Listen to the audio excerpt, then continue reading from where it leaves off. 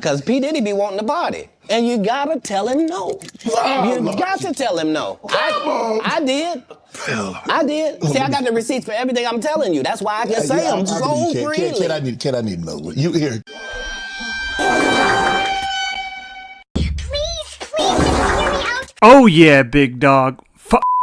Those baby blue losers. LA is and forever will be a part of the Trojan Empire. Look at you, looking dumb. Looking real dumb right now. Look at you, stupid. You're dumb. I'm just glad I won't have to pay attention to those Sissy blue shirt for the rest of the year. The Bruins can finally go back to non-relevance, the place they've been for their entire existence. But in all seriousness, neither team deserved to win that game. There was piss-poor execution from both teams, and at times, I really believed that they both hated me and hated to play football. It felt like they were purposely trying to ruin my experience watching the game.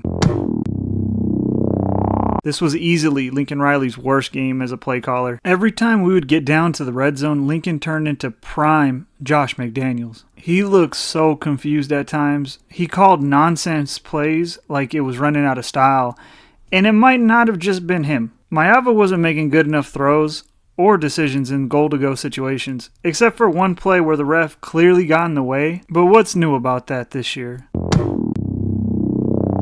Real quick, on the refereeing this year, this has clearly been the worst year I have ever seen refereed in all of football. It's not just USC games, but if you look down at other conferences like the ACC and Big 12, even SEC games, none of these guys have a clue how to call a game anymore. In just this game, we had multiple incidents of game stoppages to look at targeting when there was no indicators. No one launched.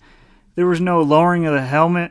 It just looked like they wanted to prolong the game and waste everybody's time. And I'm all for player safety. I don't want people getting hurt. But do it when it actually looks like something wrong happened. And don't get me started on the missed pass interference calls. On both sides, UCLA and USC, everybody was either holding or getting there way too early, and the referees would never just throw the little flag, man. Come on, just get it out of your pocket once whenever you see something wrong, man. See something, say something.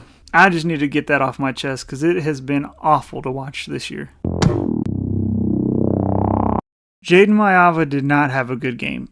There's no way you can cut it to say he did. He missed on a lot of opportunities, and at times, it looked like he was nervous. He kept holding on to the ball for way too long, and overall, it just looked like the moment was getting too big for him, outside that one really big play in the third or the fourth quarter. I'll give him some credit. It wasn't the worst game he could have played. There was no turnovers, and not many really egregious decisions. He played somewhere in the middle. It wasn't ideal, but he did enough to win. I will say, he cannot play like this.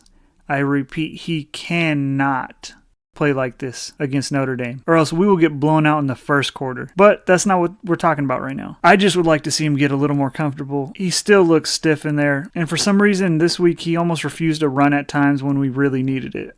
He'll get better, I hope. Each game, I think he's getting more and more accustomed to being the USC starting quarterback. Our receivers had a bad case of the drops to start this year, and for the past couple games, it looked like we actually got over that. But unfortunately, it came back in big moments of this game. It's not like everybody was dropping them, but it's just in the big plays when we really needed to come down with it. It never seemed like we did. All except that touchdown play by Jacoby Lane. That was a nice grab.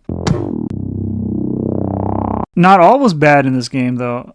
Our defense played lights out. There was some drives where UCLA was moving the ball pretty easily, but they rarely looked like they were about to do something or torch our defense. I gotta say, D'Anton Lynn has been a godsend. Him with Coach Henney and Matt Entz have completely turned around this defense this year, and I could not be prouder. I almost trust our defense way more than I trust our offense, which is super worrying whenever you have a offensive genius as a head coach. But I just want to thank him for making me believe that we can actually be a legitimate defense going forward, because at times it looked like he was bullying Eric Bieniemy's offense. I also got to give a shout out to the offensive line. They actually played really well. I don't blame most of the sacks on them. Like I said, Maeva was holding on to the ball for way too long. We were getting leverage on them and pushing them back at times, especially in the run game. Woody Marks had another great game. I mean, at this point, though, I expect him to always have a good game. He's a great player, at least at the college level. I don't know what he's going to do in the NFL, but he's a baller here. And like I gave the defensive staff some credit, I'll give Josh Henson a little bit of credit. I still don't think he should be back with SC next year, but his unit, the offensive line, has gotten better every game. So there's that. Overall, this was not a fun game to watch.